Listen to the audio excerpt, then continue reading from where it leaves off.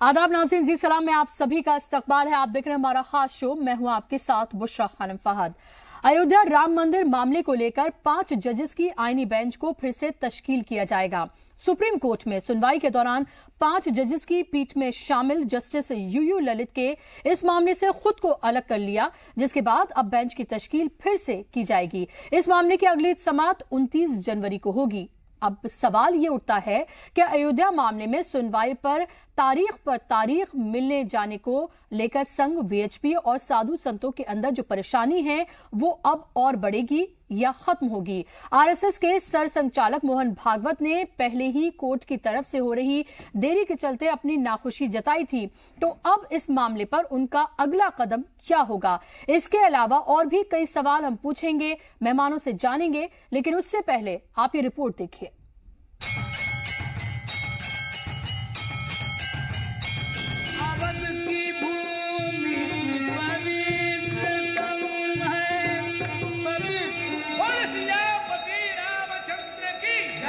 पूरे मुल्क की नजरें आज सुप्रीम कोर्ट पर टिकी थीं। आजाद हिंदुस्तान के सबसे बड़े मुकदमे पर सुनवाई शुरू होने वाली थी। राम भक्त 6 दहाइयों से अदालतों की चौखट पर बैठे मंदिर मामले पर किसी बड़े फैसले की उम्मीद लगाए बैठे थे। हालांकि ये उम्मीद एक बार फिर धरी की धरी रह गई। एक बार फिर उनके हिस्से में कोर्ट की चौखट से नई तारीख की सौगात ही आई। एक बार फिर राम मंदिर पर मामले की सुनवाई टल गई। अयोध्या मामले पर आज जैसे ही सुनवाई शुरू हुई, सीजेआई ने साफ कर दिया कि आज सुनवाई के शेड्यूल पर फैसला होगा, न कि मामले की सुनवाई होगी।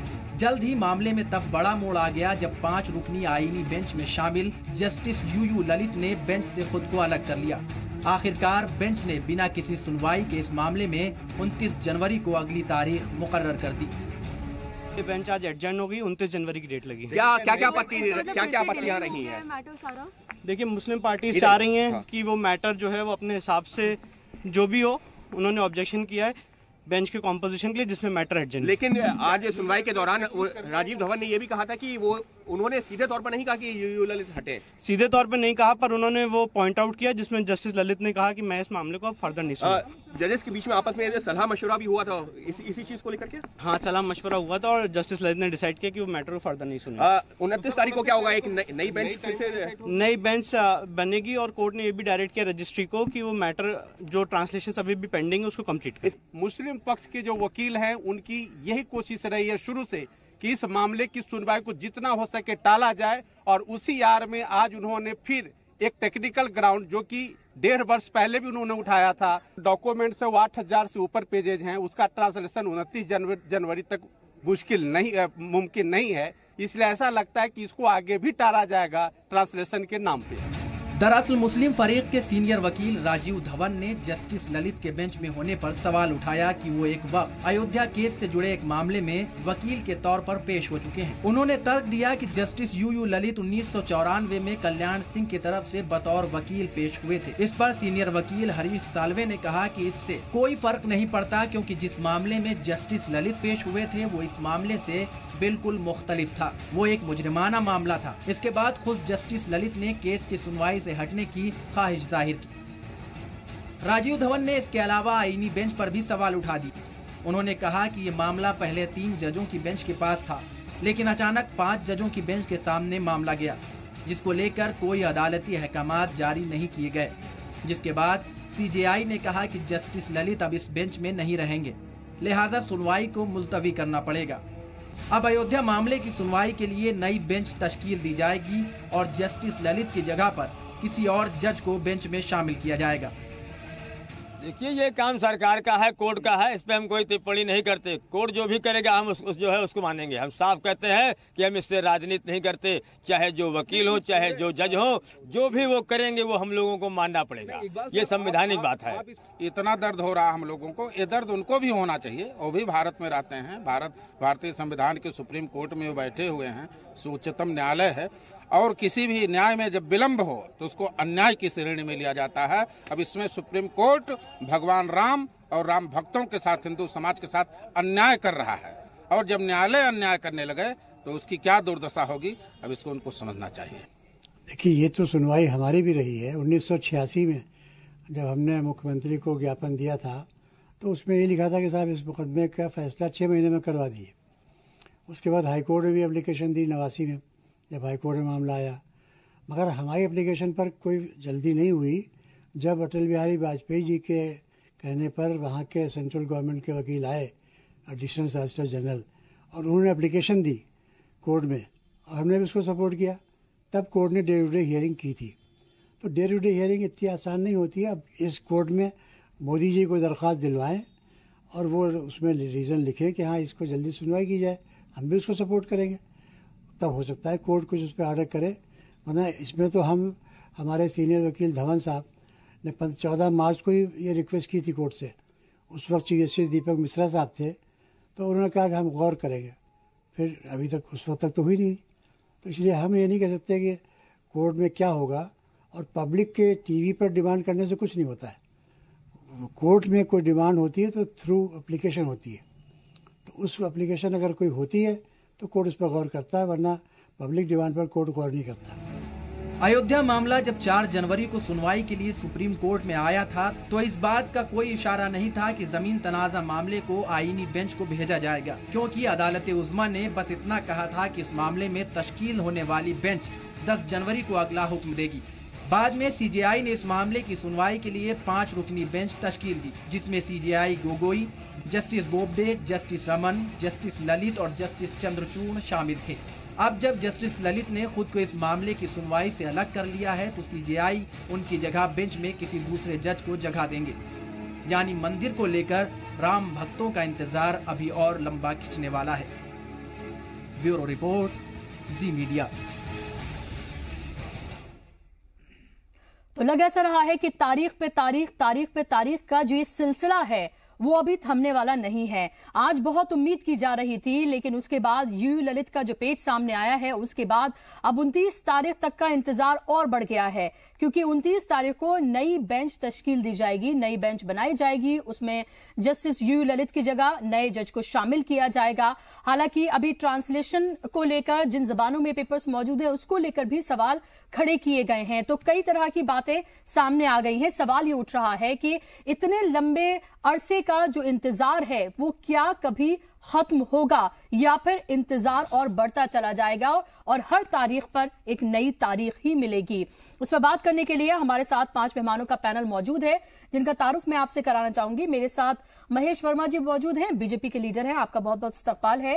राजीव रंजन जी एडवोकेट है सुप्रीम कोर्ट के, आपका भी इस्तकबाल है सर। राघवेंद्र दुबे साहब है मेरे साथ, लीडर हैं समाजवादी पार्टी के, आपका भी बहुत बहुत इस्तकबाल है सर। जेके बेनीवाल साहब मेरे साथ मौजूद हैं, हिंदू धर्मगुरु हैं सर, बहुत बहुत इस्तकबाल है आपका। और मेरे साथ अब्दुल हमीद नुमानी साहब मौजूद हैं, इस्लामिक स्कॉलर हैं, बहुत बहुत इस्तकबाल है सर आपका भी। मैं शुरुआत आपसे करना चाहूंगी राजीव जी, क्योंकि आज कोर्ट का मामला रहा और जिसको लेकर हमने देखा कि बहुत हंगामा रहा, बाहर भी जय श्री राम के नारे लगाए गए, तमाम तरह की बातें वहां पर उठाई गई, कुछ लोगों को हिरासत में भी लिया गया। आज कोर्ट में क्या कुछ रहा, और अब जब ये कहा जा रहा है कि 29 तारीख को दरअसल नई बेंच तश्कील दी जाएगी, ट्रांसलेशन को लेकर भी कुछ सवाल आज उठाए गए हैं। जी एक्चुअली बुसरा जी क्या हुआ कि आज मैटर सुप्रीम कोर्ट में चीफ जस्टिस ऑफ इंडिया ने जो बेंच कंस्टिट्यूट किया थे, जिसमें 5 जजेस का बेंच था, उसमें लगाया गया था। और उसमें ये आज तय करना था कि इस मैटर को सुनवाई हमें किस तरह से करनी है और इसका टाइम लिमिट क्या होगा और समय अवधि क्या होगा, उसके अकॉर्डिंगली सारी बात होनी थी। जहां तक कॉन्स्टिट्यूशन ऑफ द 5 जजेस की बात है, तो उसमें राजीव धवन जी एक एडवोकेट हैं जो एक पक्ष से वो अपनी वकालत कर रहे हैं। उन्होंने अपना ऑब्जेक्शन पेश कराया। ऑब्जेक्शन पेश करके उन्होंने कहा कि जो यू ललित साहब हैं वो 1994 में कल्याण सिंह के लिए उन्होंने अपनी वकालत की थी, तो उस पर उन्होंने ऑब्जेक्शन पेश किया। ऑब्जेक्शन पेश करने के बाद यू ललित साहब खुद अपने आप को उस बेंच से कहे कि मुझे इस बेंच में अब अलग कर दिया जाए। उसके बाद क्या हुआ, चूंकि ऑलरेडी 5 जजेस का बेंच बना था, तो जाहिर सी बात है कि फिर से 29 का एक डेट फिक्स किया गया। 29 से पहले चीफ जस्टिस ऑफ इंडिया जो कि इसके सर्वोपरि होते हैं, वही पूरे जजेस का और कॉलेजियम बनाते हैं और पूरी टीम बनाते हैं, फिर वो एक जजेस को फिर इसमें इंटरवेन करके और उनको लाके फिर वो कंस्टिट्यूट करेंगे और 29 को इस बात को सुनी जाएगी कि फिर आगे का कैसे मसला सुना जाए और किस तरह से पूरी प्रक्रिया को आगे समाप्त करनी है। उस एविडेंस को, जहां तक ट्रांसलेशन की बात है, तो ऑलमोस्ट ऑल ट्रांसलेटेड कॉपी वो आ चुकी है। जो अगर कुछ लेकिन ये कहा गया है कि जो ट्रांसलेशन हुआ है उसको रीचेकिंग होनी चाहिए, क्योंकि वो अरबी, फारसी, उर्दू और भी कई और मुख्तलिफ जबानों में वो मौजूद है। जी बुशरा जी, एक ट्रांसलेशन जो गवर्नमेंट करके दी है और जब गवर्नमेंट देती है ट्रांसलेट करके तो सर्टिफाइड करके देती है, तो इसमें अब नहीं लगता है कि इसकी कहीं कोई गुंजाइश है और ऑलरेडी ट्रांसलेटेड कॉपी कोर्ट के पास अवेलेबल है। उसके बाद भी अगर किसी भी तरह का किसी भी डिफरेंसेज आती है तो कोर्ट उसको देखेगी उस मामला को कि उसे किस तरह से आगे मामला को ले जाना है। लेकिन ट्रांसलेशन ऑलमोस्ट ऑल आ चुका है और ट्रांसलेशन के लिए ऑलरेडी पहले डायरेक्शन दिया जा चुका था। उसके बाद कोर्ट के पास गवर्नमेंट ने ट्रांसलेटेड कॉपी कंप्लीट पहुंचा दी है। अब इसके बाद अगर कोई भी पक्षकार अपनी बातें रखती है, कोई भी अपना ऑब्जेक्शन नोट कराता है, तो ये तो कोर्ट का मामला है, कोर्ट देखेगी कि उसे करना क्या है और कैसे करना है। जी महेश जी, जब वजीर आजम नरेंद्र मोदी अपने एक इंटरव्यू में ये कह देते हैं कि हमें इंतजार करना होगा कि कोर्ट का क्या फैसला आता है, उसके बाद ही हम आगे देखेंगे, क्योंकि कोर्ट के फैसले के बाद ही सरकार का काम शुरू होगा। सवाल ये उठता है और तमाम लोग सवाल ये उठा रहे हैं कि अगर ये इंतजार ही करना था तो फिर बीजेपी की हुकूमत आएगी, इसका इंतजार करने की ही क्या जरूरत थी? क्योंकि जब आपकी मरकज में हुकूमत आई तो लोगों को लगा कि अब तो मंदिर बनेगा, और जब यूपी में फिर आपकी हुकूमत आई तो लगा कि अब तो बन ही जाएगा। लेकिन अब तमाम लोग जो हैं, जो आपके साथ खड़े थे, चाहे वीएचपी की बात करें, चाहे हम शिवसेना की बात करें, साधु संतों की बात करें, अब वो आपसे बहुत नाराज हैं और आपसे तमाम तरह के वो सवाल पूछ रहे हैं कि ये तो फिर कोई भी कर देता, आपकी क्या जरूरत थी? देखिए, प्रधानमंत्री एक संवैधानिक पद पे बैठ के इस तरह के कोई जुमलाबाजी नहीं कर सकते हैं जैसे कि और राजनीतिक स्टंट या राजनीतिक भाषण किया जाता है मंदिर मुद्दों के लेके। प्रधानमंत्री का स्पष्ट मत है, बींगे प्रधानमंत्री वो यही कहेंगे, लेकिन 125 करोड़ जो हमारी ये भावना है जो राम मंदिर को लेकर, जो एक तरह से उसके ऊपर कुठाराघात जो है रह रह के किया जा रहा है, और वो भावना जिस तरह से ज्वलित होगी और फिर उसको संभालना और उसको उस तरह से कंट्रोल करना वो आसान बात नहीं होगा।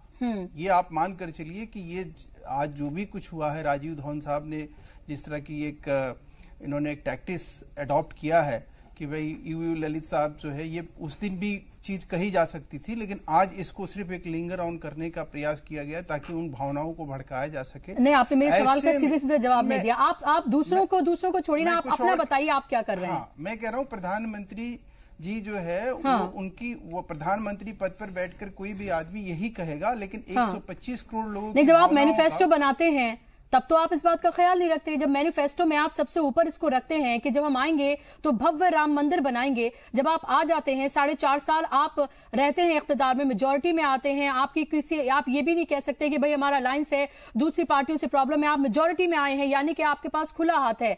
उसके बावजूद भी अगर इंतजार लंबा होता चला है और इंतजार खत्म ही ना हो तो लोग तो आपसे सवाल पूछेंगे कि आपने फिर जो सारी सियासत आपने इसके इर्द गिर्द की, मैनिफेस्टो में सबसे ऊपर रखा, तो फिर इसका फायदा क्या हुआ? प्रधानमंत्री ने एक बात और कही जो आपने शायद नहीं सुनी कि 1989 का जो मैनिफेस्टो में जो पार्टी का कमिटमेंट था मंदिर बनाने के लिए, उसके ऊपर हम हर हाल में उसी के ऊपर काम करेंगे। और 89 का जो कमिटमेंट है वो स्पष्ट रूप से यही कहता है। तब से आप लटकाते चले आ रहे हैं 89 से अब तक? मेरा लटकाने, हमारा तो काम ही नहीं है। बीजेपी का काम है सहयोग करना, विश्व हिंदू परिषद का काम है मंदिर निर्माण करना।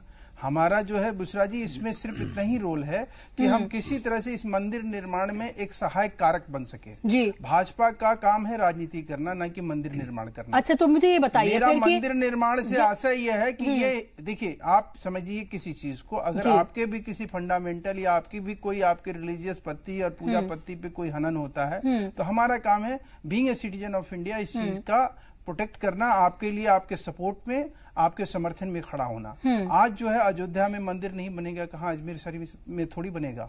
अयोध्या में अगर मंदिर बनाने की बात कही जा रही है, अयोध्या की मंदिर की बात हो रही है, न कि कहीं और दिल्ली में। आप सैकड़ों ऐसे मस्जिद तोड़े गए हैं, सैकड़ों ऐसे जजमेंट आए हैं, मुझे बताइए, जो मस्जिद को तोड़ने को लेकर है।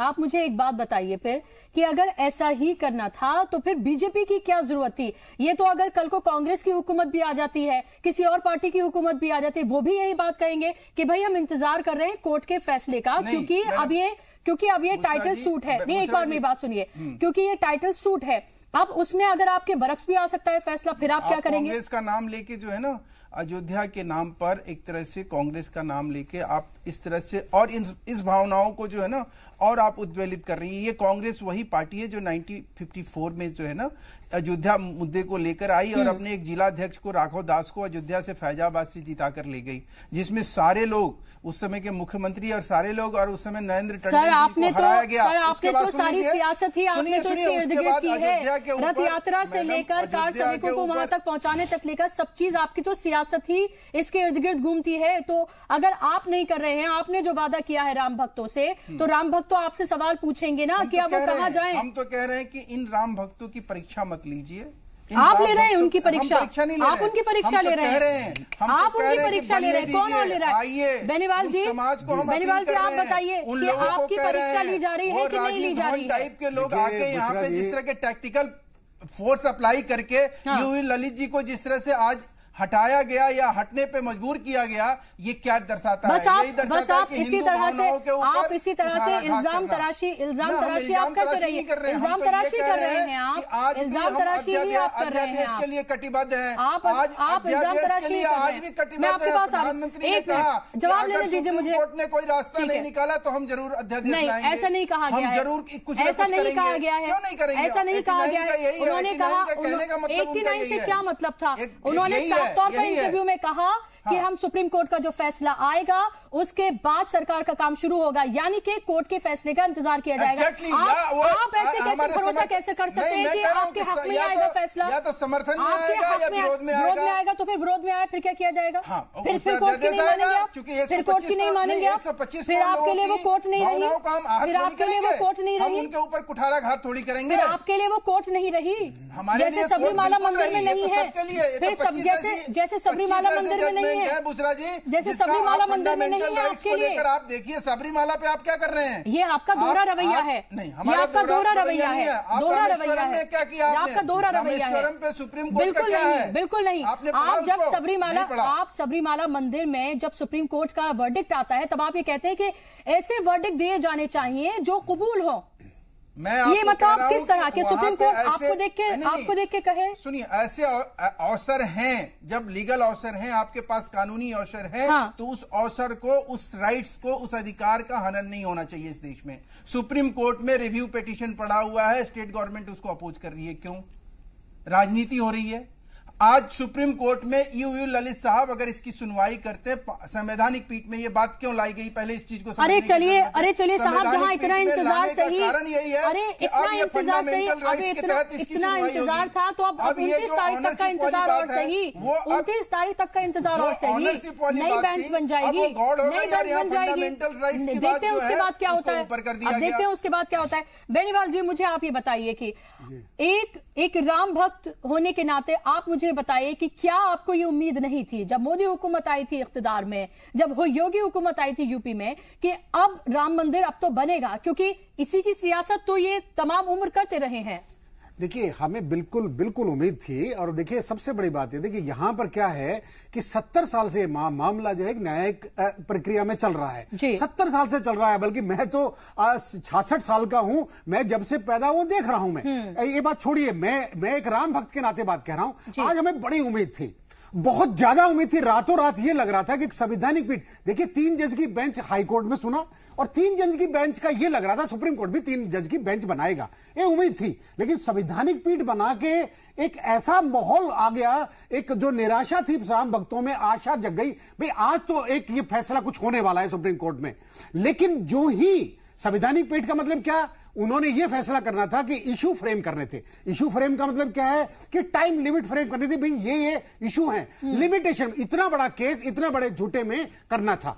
ये आज जैसे ही ये मामला आया उससे ये साफ जाहिर हो गया बुसरा जी कि कि जो कपिल सिब्बल ने बात कही थी 2019 को टाल दिया जाए, वही आप ये राजीव धवन ने, यानी कि अपोजिट पार्टी के वकील ने, जो ललित मामला एक टेक्निकल मामला, देखिए हम नहीं जानते, हम तो एक साधु संत जो भी है वो साधारण तरीके की ये टेक्निकल भाषा नहीं जानता है, वो तो केवल ये जानता है कि राम का मंदिर बनना चाहिए, उसके बारे में हम संविधान पीठ से दरखास्त भी करते हैं, उम्मीद भी करते हैं, और ये हाथ जोड़ के दरखास्त करते हैं भाई सुप्रीम कोर्ट से भी बाकायदा प्लीज कृपा करके हाथ जोड़ के निवेदन है, सब संत समाज भी ये चाहता है कि आप कृपा करके टाइम फ्रेम कर दें, भले 2 महीने करें, 4 महीने करें, साल करें, जो भला टाइम करें, एक टाइम फ्रेम के अंदर हमारा फैसला दे दें। इसी बात को आदरणीय प्रधानमंत्री जी ने कहा था कि ये संविधान के एक सुप्रीम कोर्ट के अंदर मामला है, वो जो भी मामला दे, हम तो देखिए, हम तो जो मामला है हम स्वीकार करेंगे, लेकिन अगर जैसी भी परिस्थिति होगी,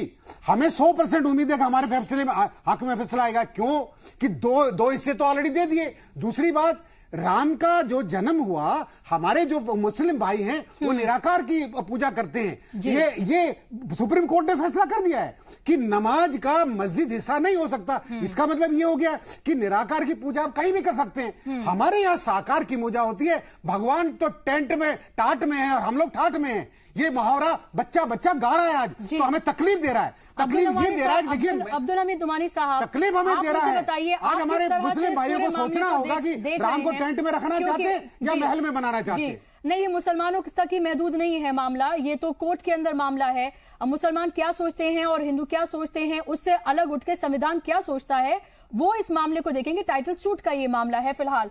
अब्दुल हमीद नुमानी साहब, मुझे आप ये बताइए, हम तमाम ये देख रहे हैं कि जब भी किसी मुस्लिम फरीक से बात की जाती है, वो लगातार ये कहते हैं कि कोर्ट का जो फैसला होगा वो हम मानेंगे। आपका क्या कहना है? देखिए, जब इस तरह कोई मुतनाज़ा मामला सामने आता है तो उसमें जो अथॉरिटी है किसी न किसी दर्जे में, वो वहीं आदमी पहुंचता है, वहीं से जो है फैसला होता है। क्योंकि हम देखते हैं चैनल पे हम लोग जो इतने दिनों से बहस कर रहे हैं, कोई आदमी जो है वो पीछे हटने के लिए तैयार नहीं। जो पहले दिन कह दिया था, आज भी हम वही कह रहे हैं, और जो वही लोग जो है गा रहे हैं, आगे पीछे हटने के लिए कोई तैयार नहीं है। तो जब इस तरह का कोई जो है मुतनाज़ा मामला होगा, तो सुप्रीम कोर्ट का या जो है किसी भी अदालत का फैसला जो है वो अपने हिसाब से ही आएगा। हम जो चाह रहे हैं, आप जो चाह रहे हैं, उसका पाबंद जो है वो कोर्ट नहीं है। लेकिन जो मंदिर मस्जिद को लेके जो है देश में जो सूरत हाल पैदा हुई है, वो कोई जो है अच्छी सूरत हाल नहीं है, हिंदू मुस्लिम किसी के लिए भी नहीं। सब लोग जो चाह रहे हैं कि जो है वो देश जो है तरक्की करे, आगे बढ़े, इसको जो है इस्तेहकाम मिले। ये सारी चीजें जो है वो मुल्क को लेकर है, रोजी रोजगार को लेकर है, और जो है तालीम को लेकर है, और जो है बिजली, पानी, सड़क, महंगाई, ये सब को लेकर है। लोग चाहते हैं कि इस पे जो है वो बहस हो। लेकिन चूंकि मंदिर मस्जिद का मामला या इस तरह के और भी जो मजहबी मामले होते हैं जो जज्बातियत पर मबनी है, वो चीजें हावी हो जाती है, तो वो खत्म करना चाहते हैं। जाहिर सी बात है, इस सब चक्कर में ऐसा लग रहा है राघवेंद्र जी, ऐसा लग रहा है कि मामला जो है वो हमारे जज्बात या आपके जज्बात के मुताबिक जो नहीं है, वो तो उसको कोर्ट ने तो साफ कर दिया कि हम आस्था के आधार पर कोई फैसला नहीं देंगे, जज्बात के आधार पर कोई फैसला नहीं देंगे। ये टाइटल सूट का मामला है, किसकी जगह है उसका फैसला होना है। ये बिल्कुल इस तरह से, बिल्कुल पानी की तरह ये साफ बिल्कुल बात है।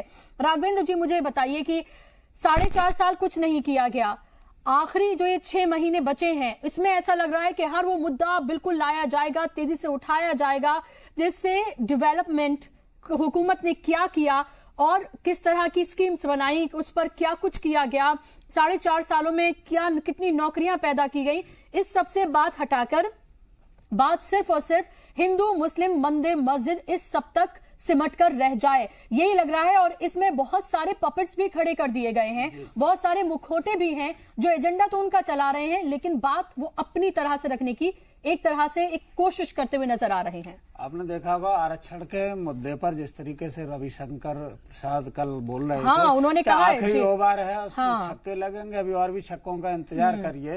तो ये आखिरी ओवर पे छक्का मारने वाले लोग हैं, अब देखते हैं कितने छक्के लगते हैं। सबसे बड़ी बात है कि आपने छक्का सबसे पहले मारा था 2014 में जब लोकसभा चुनाव थे, घोषणा पत्र तैयार किया था, एक आपने शपथ ली थी जनता के सामने कि मैं जो घोषणा पत्र लागू कर रहा हूँ इसको मैं पूरा करूंगा, ये वादा करके ये सत्ता सत्ता में आए थे। उन घोषणा पत्र में ये था कि 2 करोड़ नौकरी हम साल में देंगे। इन्होंने ये कहा कि हम काला धन वापस लाएंगे, उसकी लिमिट भी करी, 100 दिन में लाएंगे, वो भी किया। गंगा की सफाई हो जाएगी, इन्होंने बात करी कि स्मार्ट सिटी बनेंगी, बहुत सारे बुलेट ट्रेन से लेकर के पता नहीं क्या क्या सपने दिखाएगा। उसमें एक राम मंदिर भी एक मुद्दा है। अब आपने देखा कि प्रधानमंत्री का जो भाषण आया, जो इंटरव्यू आया, इंटरव्यू में आपने देखा उन्होंने कहा कि हम कोर्ट का इंतजार करेंगे। अब बात वहीं से शुरू हो रही है। जो संवैधानिक पद पर अगर वो हैं तो उत्तर प्रदेश के उप मुख्यमंत्री भी केशव प्रसाद मौर्य वो भी हैं संवैधानिक पद पर, मुख्यमंत्री भी हैं, इनके मंत्री भी संवैधानिक पद पर हैं। वो तो तुरंत बता रहे थे अक्टूबर के पहले सप्ताह में, किसी ने नवंबर का पहला सप्ताह से मंदिर निर्माण का कार्य बताया, किसी ने दिसंबर के। बहुत सारे वीडियो पड़े हैं जो आप देख भी सकते हैं। अब उनसे ये पूछा जाए, और इनके एक और राज्यसभा सांसद जो बनाए गए हैं राकेश सिन्हा जी, उन्होंने कहा कि शीतकालीन सत्र में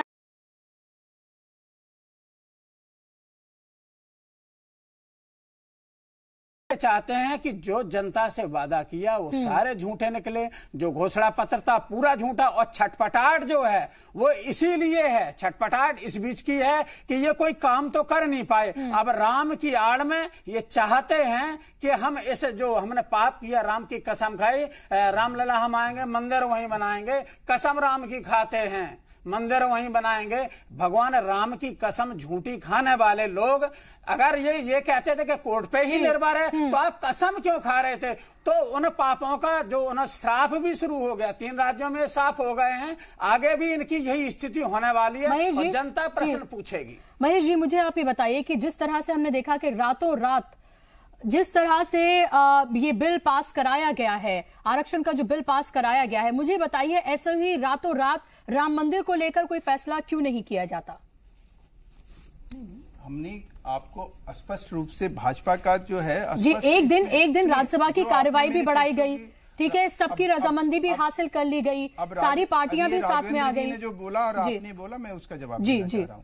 सबसे पहली बात तो ये है कि भारतीय जनता पार्टी का जो घोषणा पत्र है उसमें स्पष्ट है ये कि आपसी सहमति से बने या न्यायालय के आदेश से बने या फिर हम इसको अध्यादेश के जरिए पारित करें। देखिए, अध्यादेश की बात तो अब नहीं है महेश जी, आप इस चीज को सुनिए। अभी आपकी बात जो है ना, अभी आपने अध्यादेश, अभी आपने कैसे कह दिया कि अध्यादेश, हमारा अभी बजट अधिवेशन भी सामने है। अभी हमारे ये अधिवेशन की जो बात कही जा रही है, अध्यादेश का मतलब ऑर्डिनेंस सरकार कभी भी ला सकती है, उसको पार्लियामेंट में पुटअप किया जा सकता है। अब ये जरूरी नहीं है कि आप इस चीज के लिए, आज प्रधानमंत्री ने जो बात कही कि भाई हम अदालत के आदेश का इंतजार करेंगे, उन्होंने भी आज देख लिया कि आज क्या हुआ, तो प्रधानमंत्री भी सोचने पे मजबूर होंगे, क्योंकि ये 125 करोड़ हिंदुओं की आप भावनाओं से खेलने की कोशिश, खिलवाड़ है ये इस देश में। आप कह रही हैं कि भाई ये फंडामेंटल राइट्स के तहत नहीं सुनवाई होगी, ये संवैधानिक पीठ को भेजा गया, इसीलिए आपकी जानकारी के लिए बता दें कि संवैधानिक पीठ जो होता है वो ये लैंड टाइटल के ये वकील साहब और क्लियर कर देंगे। दूसरा, ये जो भी आप ये कह रहे थे कि राम नाम का जो ये पाप इन्होंने किया, अरे आप लोगों ने तो वो जघन्य पाप किया जो कभी भारत के हिंदू भूल नहीं सकते हैं। आपने निर्दोष निहत्थे हिंदुओं की और मुसलमानों की हत्या की है मुलायम सिंह यादव ने, सपा गवर्नमेंट ने। आपने उनको गोली मारा, उनके हाथ पैर काटे, उनको आपने सरियों पे फेंका। आप वो पाप किया है इस देश में, आप लोगों ने वो पाप किया है जो कि इस देश के हिंदू, ये सारा अगर बीजेपी का भी खून हो रहा है, मुलायम सिंह को कभी माफ करेगा तो ये सारा क्यों काम करवाया? कभी किसी भी उद्धव ठाकरे जी ने कहा कि बीजेपी के माथे सारे ये आपके ऊपर। अरे मैं तो आपसे पूछना चाहता हूँ, आपके नेता अयोध्या में 4 किलोमीटर दूर खड़े होकर के भाषण देते रहे और आप लोग 4 किलोमीटर दूर रहे। आपका नेता तो कोई शहीद नहीं हुआ। आप कह दो आज आपके नेता क्यों नहीं शहीद हुए? इसलिए कि भोले भाले लोगों को आप लोगों ने वहां भेजा। हजारों हिंदुओं की, निहत्थे हिंदुओं की कार सेवकों की हत्या की है या नहीं की मुलायम सिंह यादव ने? किया या नहीं किया, पहले ये बताइए। राघवेंद्र जी, राघवेंद्र जी, ये बात तो है, ये मुलायम सिंह यादव ने माफी भी मांगी। पहले उन्होंने कहा कि हाँ हमने किया, उन्होंने इस बात को एक्सेप्ट किया। जब उनके ऊपर इसको लेकर सवाल पूछा गया तो बाद में उन्होंने इसको लेकर माफी मांग ली। तो अपनी ही बात से वो बार बार पलटते हुए नजर आए। आप देखिए हमाम में सब नंगे हैं, कोई दूध का धुला नहीं है, हमाम में सब नंगे हैं। देखिए मैं अगर उसकी बात देखूं, अगर कोर्ट का कोई आदेश है कि आपकी इसकी रक्षा सुरक्षा करिए, इनकी सरकार है, अगर कोर्ट इनको कह देगा कि इसकी रक्षा सुरक्षा करनी है, जिम्मेदारी किसकी होगी? सशस्त्र बलों की उनकी जिम्मेदारी हो जाएगी। अबे नहीं, मध्य प्रदेश में शिवराज सरकार ने किसानों पे गोलियां क्यों चलवाई? किसानों पे गोलियां मध्य प्रदेश में शिवराज सरकार ने क्यों चलाई? बताइए। किसान मारे आप लोगों ने। अभी इनको किसान पे डिबेट, अरे किसान में नहीं, वो हत्या नहीं है, अरे सुनो, वो हत्या नहीं है। नहीं, आप माइंड को डाइवर्ट नहीं करिए। लोगों ने जिस तरीके से देखिए, फिर उत्तर प्रदेश में बुलंदशहर में अधिकारियों की हत्या करने वाले लोग हैं। मैंने आपसे कहा ना कि हमाम में सब नंगे हैं। अगर आप वो बात करते हैं तो आपको मुजफ्फरनगर भी याद रखना चाहिए। फिर अगर आप 2002 की बात करें तो मुजफ्फरनगर भी बात किया करिए। अगर आप बुलंदशहर की बात करते हैं तो आप फिर मुजफ्फरनगर भी याद रखा करिए। देखिए, ऐसा नहीं है, ऐसा नहीं है जी। आप सब लोग मिलकर करते हैं सियासत ही ऐसे। जी बेनीवाल जी, सबका विकास और आपने एक पूरे उत्तर प्रदेश में पूरे उत्तर प्रदेश आपने क्या किया? झूठे लोग, सरकार, दो ऐसे लोग आप लोग जो शायद लोग हैं अपने गुनाहों को छुपा रहे हैं। दर्जनों मुकदमे हैं, वही ऐसे लोग आपस में लड़ रहे हैं जो अपने गुनाहों को छुपा रहे हैं। इसलिए तेज आवाज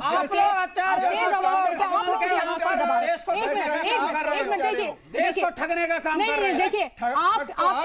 देखिए आप लोगों के तूतू मैमे में ये डिबेट, मेरी डिबेट डाइवर्ट हो रही है तूतू मैमे में। एडवोकेट साहब से मैं जानना चाहूंगी, मुझे बताइए राजीव जी कि जो संवैधानिक पीठ की लगातार बात हो रही है, ये एक टेक्निकल पॉइंट है। आप हमारे जो ऑडियंस है जरा उसको समझाइए कि इसका मतलब क्या होता है, और अगर एक इस तरह की अगर कॉन्स्टिट्यूशनल बेंच बनाई जाती है तो सुनवाई फिर किस तरह से होती है? एक्चुअली बुसरा जी क्या है कि जो संवैधानिक पीठ बनाने का रीजन होता है, रीजन क्या होता है कि ये जो मामला है पूरे देश भर के 125 करोड़ जनता का मामला है, और इसमें 125 करोड़ जनता के लिए जो भी निर्णय आना है वो निर्णय आएगा। अगर इस संवैधानिक पीठ के पास नहीं जाता, फिर उसके बाद अदर्स पार्टी आती, अदर्स पार्टी आके फिर उसमें एप्लीकेशन लगाती, फिर उस मैटर को रेफर किया जा सकता था। लेकिन कोर्ट ने बहुत ही इसमें आप कहेंगे कि तरीका से अपने आप को अपनाया है कि ताकि किसी के बीच किसी भी तरह का भेदभाव ना रहे और देश के बीच में एक अच्छा मैसेज जाए, इसलिए कॉन्स्टिट्यूशन बेंच को कंस्टिट्यूट किया गया। और इसमें आपने एक चीज और देखा है कि जितने भी जजेज हैं जो कि coming chief justice of India आने वाले हैं, सारे सीनियर जजेज को इस बेंच में रखा गया है सो दैट कि सभी अपने अपने एक्सपीरियंस के अकॉर्डिंगली इस जजमेंट को पास कर सके और इसमें किसी भी तरह का कोई पार्शलिटी ना रह सके।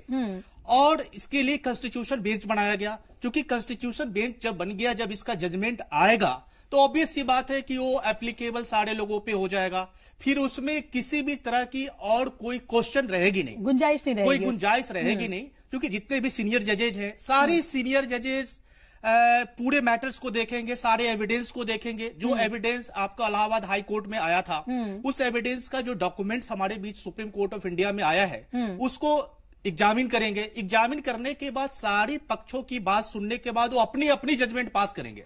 इसमें ऐसा नहीं है कि सारे किसी का डिसेंट भी आ सकता है, डिसेंट नहीं भी आ सकता है। हो सकता है कि 5 जजेस जो है 5 के 5 मेजोरिटी में वो अपना जजमेंट पास करेंगे, सो दैट कि इसमें जो और देरी ना हो सके। सुप्रीम कोर्ट ने सोचा कि भाई अगर इसको हम 3 जजेस के पास रखें, 2 जजेस के पास रखें, फिर वो 5 जजेस के पास जाएगा तो और लेट हो सकता है, तो इसीलिए लेट ना हो तो उन्होंने कॉन्स्टिट्यूट करके इस पूरे मामला को अपने कॉन्स्टिट्यूशनल बेंच के पास लाया है सो दैट कि मामले की सुनवाई सही तरीके से की जा सके। और मामले सुनवाई होने के बाद इसमें फिर आगे किसी तरह की कोई रिव्यू का या क्यूरेटिव का या किसी तरह वो का सारी गुंजाइश जो है वो खत्म हो जा सके। जी, आपके पास मैं आऊंगी महेश जी। अब्दुल हमीद नुमानी साहब, मुझे बताइए कि लगातार ये इल्जाम लग रहा है, और आज हमने देखा कि कुछ लोग जो वहां पर बाहर आए थे, उनका ये कहना था कि जो मुस्लिम फरीक के जो वकील हैं या जो मुस्लिम पार्टी है, वो दरअसल इस मामले को खींचना चाहती है, ड्रैग करना चाहती है, ताकि ये आगे तक खिंचता रहे मामला। जो इल्जामात लग रहे हैं, आप उनको किस तरह से देखते हैं?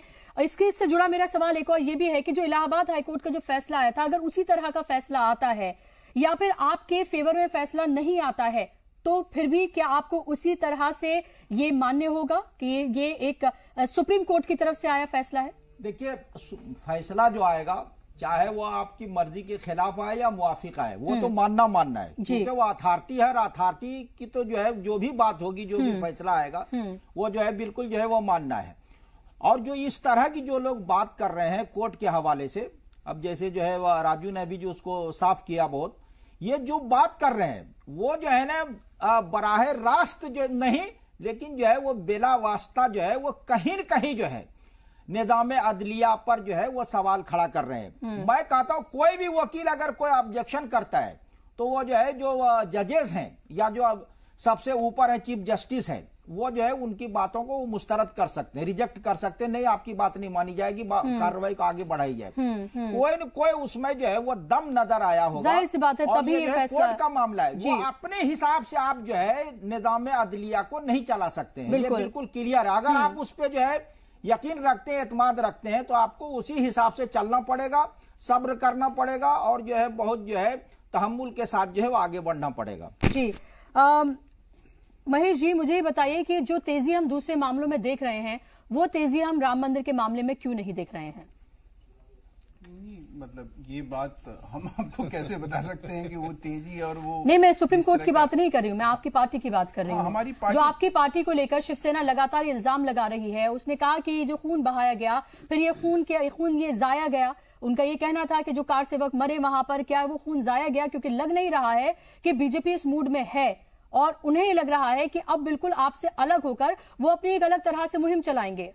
देखिए, एक चीज मैं आपको बताऊं, पार्टी जो अब इसका जो अभी स्टेज है वो स्टेज है अदालत का, ठीक है ना। तो पार्टी अपने तरफ से, हमारे राज्यसभा के सदस्य हैं सुब्रमण्यम स्वामी जी, उनका एक रेट एक्सेप्ट हुआ और वो यही था कि फंडामेंटल राइट्स जो हिंदुओं का है, जो उनके मूलभूत अधिकार है, उसके बेसिस पे इसकी सुनवाई हो। और संवैधानिक बेंच में जाने के बाद, जैसे अभी बेनीवाल साहब ने एक बात कही कि संवैधानिक बेंच में जाने के बाद ये खुशी की बात इसीलिए है कि उस मूलभूत अधिकार के तहत अब ये सुनवाई भी होगी। एक बात। दूसरी बात कि पार्टी अगर कुछ नहीं कर रही है तो हमारे राज्यसभा के सदस्य हैं सुब्रमण्यम स्वामी जी, इसी प्रकार से हमें जहां भी जरूरत होती है इन पक्षकारों से बात करने के लिए, इन लोगों से, पार्टी ने अयोध्या विभाग बनाया, पार्टी ने उस समय इस चीज का अपोज किया जब कांग्रेस ने इसके ऊपर एक अयोध्या कानून बनाया, जो कि पूरी तरह से अगर उस कानून को लाया जाता तो इस देश में जो है बलवे होते, दंगे होते,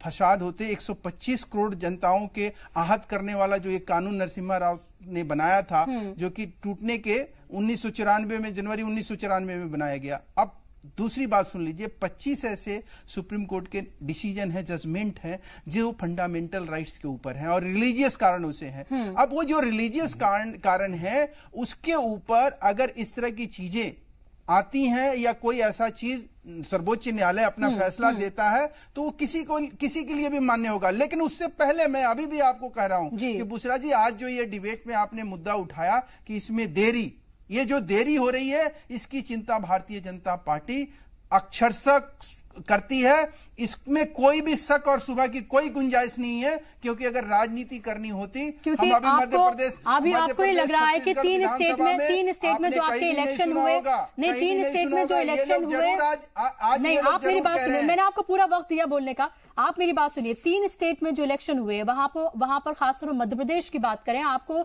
साफ तौर पे लग गया कि सवर्ण जो है वो आपसे बहुत ज्यादा नाराज हैं। जो आपका एक ट्रेडिशनल वोट माना जाता था, जो ये माना जाता था कि वो बीजेपी से कभी अलग नहीं होता, वो भी आपसे नाराज है। उसने नोटा चुना है, उसने दूसरी पार्टियों को चुना है। तो आपको आनंद फानन में लगा कि अब इसको लेकर एक रिजर्वेशन करना चाहिए। आपने सुप्रीम कोर्ट ने जो कहा था, जो बार बार अमित शाह कहते रहे, जो बार बार नरेंद्र मोदी कहते रहे, उसके बावजूद क्या 50% से ज्यादा नहीं हो सकता। आपने कॉन्स्टिट्यूशन में अमेंडमेंट किया, उसके बाद आपने इसको 60% कर दिया। सवाल लगातार लोग ये पूछ रहे हैं कि ये जो तमाम चीजें दूसरी तरफ नजर आ रही हैं, यही बातें राम मंदिर को लेकर क्यों नहीं नजर आ रही हैं? देखिए, जो आपका कंसर्न है, अभी भी मैं आपको बताऊं, कोई सवर्णों की रिजर्वेशन को लेकर जो है ना, ऐसा सच कोई अदालत में कोई चीज लंबित नहीं थी। मतलब अदालत में सुप्रीम कोर्ट जो है, आपने तो बहुत बड़ा कदम उठाया है, कॉन्स्टिट्यूशन में आपने अमेंडमेंट किया है बाकायदा तौर पर। नहीं, हमने नहीं किया, आपको मैं करेक्ट कर दूं, सरकार का एक प्रपोजल था जिसको सभी पार्टियों ने उस पर अपनी सहमति दी। भाई प्रपोज तो आपने किया है ना, प्रपोज तो आपने किया है ना, आपने कदम उठाया, आप अपने किए कराए पे पानी मत फेरिए। सुनिए, हम पानी नहीं फेर रहे हैं, हम आपको करेक्ट कर रहे हैं इस बात के लिए कि ये सबकी सहमति से हुई है। अगर सबकी सहमति नहीं होती तो कॉन्स्टिट्यूशनल अमेंडमेंट इतना आसान चीज नहीं होता है। कई चीजों को आपको समझने की जरूरत, जैसे कॉन्स्टिट्यूशनल अमेंडमेंट हम लोग एक बार लैंड रिफॉर्मेशन बिल पर दोनों ज्वाइंट पार्लियामेंट हमने बुला के उस चीज को किया, उसमें 2/3 मेजोरिटी से आपको पास कराना होता है। जी। तीसरी जो इंपॉर्टेंट बात है वो आप समझने की कोशिश करिए कि हमारा राम मंदिर पर स्पष्ट राय है कि ये इस भावनाओं को अगर किसी ने भी द्वेलित और इस तरह से, जैसे अभी राजीव धवन साहब कर रहे हैं, जो कि कपिल सिब्बल साहब के साहब ने कही थी कि इसको 2019 के चुनाव के बाद जो है इसकी सुनवाई हो, या इस तरह की ये एक सिचुएशन क्रिएट करने की कोशिश की जा रही है। इसको कहीं चुनाव से जोड़ के, राजनीतिक से जोड़ के ये हिंदुओं की भावनाओं को जो एक भड़काने की कोशिश की जा रही है, ये देश हित में ठीक नहीं है। ये देश हित के जो प्रगति है, विकास है हमारा, ये उसको रोकने का काम करेगा। अच्छा होगा कि ये मुस्लिम समाज, इसमें मुस्लिम नेता ये लोग पहल करें। इस तरह के ये सपा, कांग्रेस और बसपा के लोग ये कभी भी किसी भी तरह से हमें और आपको, हिंदू और मुसलमान को मिलने नहीं देंगे। भाजपा का ये स्पष्ट मत है कि दोनों समुदाय मिलकर, दोनों समुदाय अब ऐसे टाइम में खड़ा हो जाए और देश हित में इस काम को कर डाले, बस। तो आप मुझे बताइए कि एक तरफ आप उन्हें अपने साथ लाने की बात करते हैं, दूसरी तरफ आप अपने से उन्हें इतना अलग करते हैं। जहां आपका मकसद हो, जहां आपका मतलब हो, वहां मुसलमानों को साथ लाने की बात की जाए, और जहां आपका मतलब मकसद ना हो वहां पर अलग किया जाए। वहां पर गाय के नाम पर मारे जाएं, तब आप कुछ ना कहें। दंगों में मारे जाएं तब आप कुछ ना कहें। ठीक है, अगर उनको हर तरीके से जब परेशान किया जाए, उनके लिए, हाँ बिल्कुल आप मेरा सवाल तो सुन लीजिए ना। उनको जब ये लगने लगे कि जिस मुल्क में वो हमेशा से रहे, जिस सरजमीन पर वो 5 वक्त नमाज पढ़ के सजदा करते हैं, उस सरजमीन के लिए उनसे बार बार ये पूछा जाए कि आप अपनी हुब्बुल वतनी साबित करिए, तब कहां जाते हैं? आप ही के एमपी से सवाल उठाते हैं, कोई और नहीं। देखिए, एक बात मैं आपको करेक्ट कर दूं, या वो कसी आज आप मुझे करेक्ट बहुत कर रहे हैं। हाँ, मैं आपको एक चीज आपको, चूंकि आप हमसे ये कह रही हैं कि हम जो है इस तरह के बलवाई, इस तरह के दंगाई, इस तरह के जो कानून हाथ में लेके, और सबसे पहले हिंदू और मुसलमान की बात नहीं होती है, सबसे पहले एक भारतीय की हत्या होती है। एक भारतीय होने के नाते उसका पुरजोर ढंग से हमें विरोध करना चाहिए, न कि उसके ऊपर राजनीति करना चाहिए। जब वो गोकशी की बात होती है, उसके वजह से किसी आदमी की जान जाती है, किसी भारतीय का जान जाता है, तो उसके ऊपर हमारे प्रधानमंत्री चुप नहीं रहते हैं। अगर ये कोई कहता है तो वो एक तरह से इस देश का अपमान कर रहा है, भारतीयता का अपमान कर रहा है। आप अगर मुस्लिम होकर, अगर मैं ये कहूं कि मैं हिंदू हूं, मैं मंदिरों में जो है पूजा अर्चना करके, और इस देश का जो है मैं देशवासी और नागरिक के तौर पे मैं यहाँ ये हूं, आप अपने आप को जो है ना एक मुसलमान के तौर पे देखती हैं, न कि आप एक भारतीय के तौर पे। आप मेरे ऊपर इस तरह के इल्जाम ना लगाएं, बेहतर होगा। आप कह रहे हैं ना कि हम 5 यहाँ पर मैंने कहा मुसलमान, मैंने अपना नाम नहीं लिया आपसे, मैंने मुसलमान बोला है, मैंने मुसलमान बोला है। तो आप मुझे यहाँ पर, मैं ना हिंदू हूँ यहाँ पर, ना मैं मुसलमान हूँ यहाँ पर, मैं जर्नलिस्ट हूँ यहाँ पर, मैं जर्नलिस्ट हूँ यहाँ पर, मैं I am an Indian journalist. हम कोई I am an Indian journalist here sitting asking questions, and if I ask questions, don't tell me my religion. मैं आपके रिलीजन के प्रति बहुत आदर रखता हूं, लेकिन अगर आप रिलीजन, आप इस एंकर बनके और रिलीजन के तौर पर मैंने आपसे सवाल पूछा है, मैं आप यहाँ डिक्टेट करने के लिए नहीं बैठी हैं। हर इंसान को लेकर सवाल पूछूंगी जिसके ऊपर जुल्म हो रहे हैं। अगर मैं आपके साथ सवाल पूछे लोगों तो आप लोग किस दिन उस चीज को भूल जाते हो कि हासिमपुरा में जुल्म हुआ, मलियाना में तो हमने उसको लेकर नहीं, हमने अभी, आप किस तरह की बातें करते हैं? अभी किसको लेकर सवाल पूछे हैं मैंने? अभी यहाँ पर बैठे हुए राघवेंद्र जी, तब तो आप चुप थे जब मैं उनको लेकर सवाल पूछ रही थी।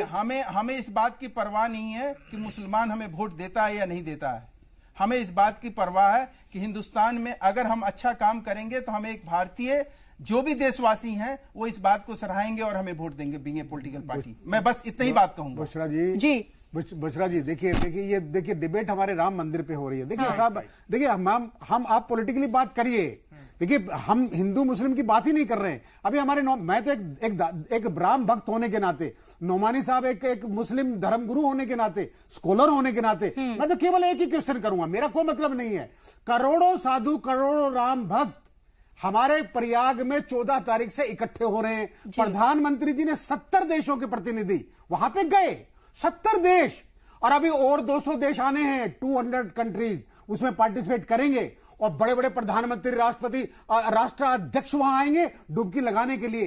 किस लिए? वहां करोड़ों जो साधु जाएंगे उनके लिए तो राम ही सब कुछ है। हमारे नोमानी साहब से मैं हाथ जोड़ के विनती करता हूं, वो कह रहे कोई पार्टी पीछे हटने को तैयार नहीं है। अरे हमारा राम मंदिर जन्म स्थान है। आपके मस्जिद को तो कोर्ट ने भी कह दिया कि नमाज का वो हिस्सा नहीं है, तो आप पीछे हट सकते हैं। हमारा राम भक्त एक भी पीछे हट ही नहीं सकता है। जन्म स्थान को कैसे छोड़ सकता है? जन्म स्थान को छोड़ने के लिए, अरे साहब देखिए बेनीवाल जी, एक तरफ ये कहा जाता है, दूसरी तरफ जब पार्कों में या कहीं पर नमाज पढ़ी जाती है तो वहां पर नमाज नहीं पढ़ने दी जाती है। तो एक तरफ तो मस्जिद कैसे पढ़ने दी जाएगी? अगर आप कैसे एक तरफ तो मस्जिद हिस्सा नहीं है, दूसरी तरफ नमाज पढ़ने के लिए रोका बुशरा जी बुशरा जी वो शरीयत के मामले में कोई जज जो है, अभी आप पार्क की बात कर रहे हैं, बिल्कुल जो है पार्क की बात कर रहे हैं। देखिए खट्टर सरकार ने, बुशरा जी, खट्टर सरकार ने 40 पार्क उन्होंने अलॉट कर दिया। आप करिए, लेकिन ये क्या बात हुई? आप जिस मर्जी चाहे पार्क में घुसे, ये नहीं होगा, कोई भी नहीं होगा, बिल्कुल नहीं होगा। ये किसी भी मजहब के साथ होना चाहिए, 4 आ जाए, 10 आ जाए, तमाम फिर मजहब के साथ होना चाहिए, तमाम मजहब के साथ होना चाहिए। अरे आरती करिए, हम लोग आरती करते पार्क में नहीं करते, मंदिर में करते हैं हम लोग, कभी नहीं। ये क्या बात हुई? 40 पार्क खट्टर ने अलॉट कर दिए। भैया आपका अपने नमाज कर दीजिए, अब आप फिर हर पार्क में घुसेंगे, ऐसे कैसे होगा इस देश के अंदर? फिर परमिशन लीजिए ना, अनुमति परमिशन क्यों देंगे? यहाँ जब वो पार्क घूमने के लिए, नमाज करने के लिए, ऐसे कैसे हो जाएगा? मिली तो मस्जिद को आप राम जन्मभूमि को मान नहीं रहे हैं, साकार धर्म को मान नहीं रहे हैं, और पार्क की बात कर रहे हैं। आप कैसी बात कर रहे हैं? जब हमने 28 लाख रुपया जमा कर दिया मस्जिद, जमा कैसे करें? अरे भैया वो कानून का मामला है, कानून का मामला है। वो पक्षपात करते हैं। प्राइवेट कंपनी कभी नहीं अलाउ करेगी। आपने एनओसी दी, वो एक कंपनी है, कंपनी कौन है अलाउ करने वाली? सरकार से लीजिए परमिशन। एक मिनट को ही दिया था, कंपनी ने दिया था। पार्टी जो है हिंदुत्ववादी जो घुसे हुए हैं, कोई नहीं गया। कोर्ट ने कहा है, कैसी बात कर रहे हैं आप? कोर्ट ने ये नहीं कहा है, कोर्ट ने ही संज्ञान लिया है, किसी कंपनी ने, किसी हिंदुवादी ने नहीं कहा है। सबके लिए कहा है, सबके लिए कहा है, तभी मैं कह रहा है कैसे पार्क में चले। कोर्ट ने कहा किसी पार्क में बगैर इजाजत आप एमएनसी कोई भी रिलीजियस काम वो किसी भी मजहब से जुड़ा हो, अपनी जमीन पे क्यों नहीं मस्जिद, कोई भी रिलीजियस कोई नहीं बात करता है, कभी नहीं मना करता, कोई मना नहीं करता। जुड़ा हो, हम लोग कहाँ सेवा करेंगे? हमारी जन्मभूमि दीजिए, हमारी जन्मभूमि को लिख के दीजिए। चलिए, यूपी गवर्नमेंट का है, उसके देखिए ना उनके हाथ में है ना आपके हाथ में है, कोर्ट के हाथ में है। नुमानी साहब से क्या कह देंगे, बेनीवाल साहब क्या कह रहे हैं, उससे ये मसला हल हो रहा होता तो इसी स्टूडियो में कर लेते हम। अरे भाई, बेनीवाल साहब क्या कहते हैं और नुमानी साहब क्या कहते हैं, उससे अगर ये मसला हल हो रहा होता, उनके कहने से हो जाता, तो फिर हम इस स्टूडियो में बैठकर ही मसला हल कर लेते। ये तो आप लोगों के अपने अपने जज्बात हैं। जी राघवेंद्र जी, एक मिनट।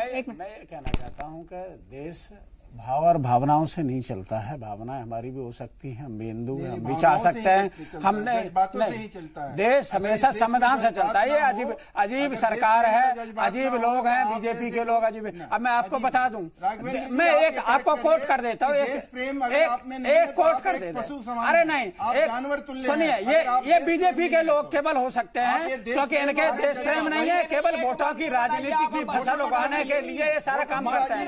मैं आपको बता दूं बुशरा जी, जब दिल्ली में धर्म संसद हुई थी, दिल्ली में धर्म संसद हुई तो इनके राष्ट्रीय प्रवक्ता शहनवाज हुसैन से पूछा गया कि इस मुद्दे पे क्या कहना चाहते हैं। उन्होंने कहा कि देखिए, बीजेपी के फोरम पे अभी मंदिर निर्माण के लिए कोई बात ही नहीं हुई है। बीजेपी के फोरम पर पार्टी में इनके बात ही नहीं हुई है, और ये कह रहे हैं कि हम मंदिर बनाएंगे।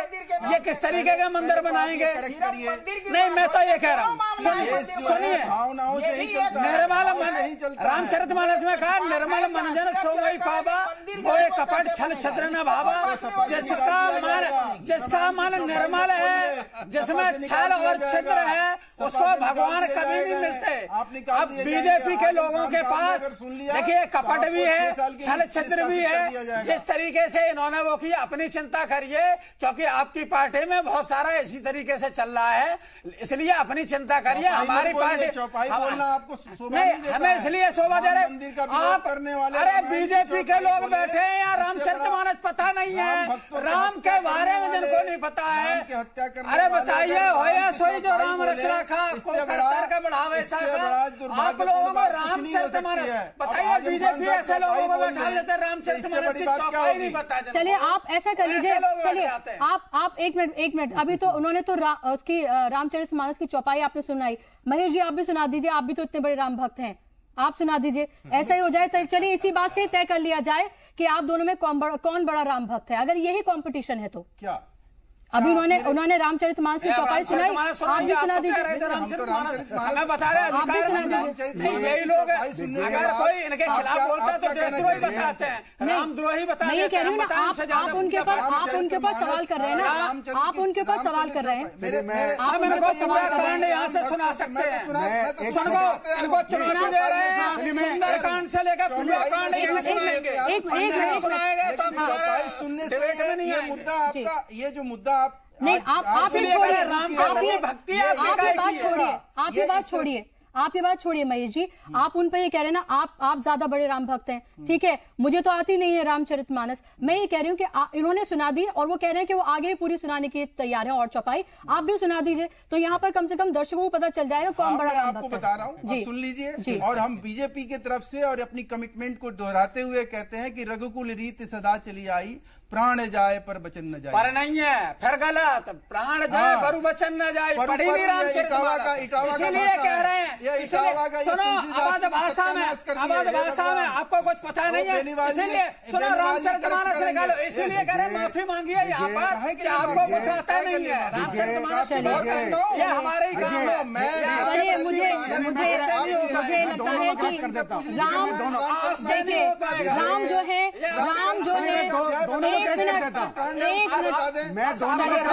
हो गया।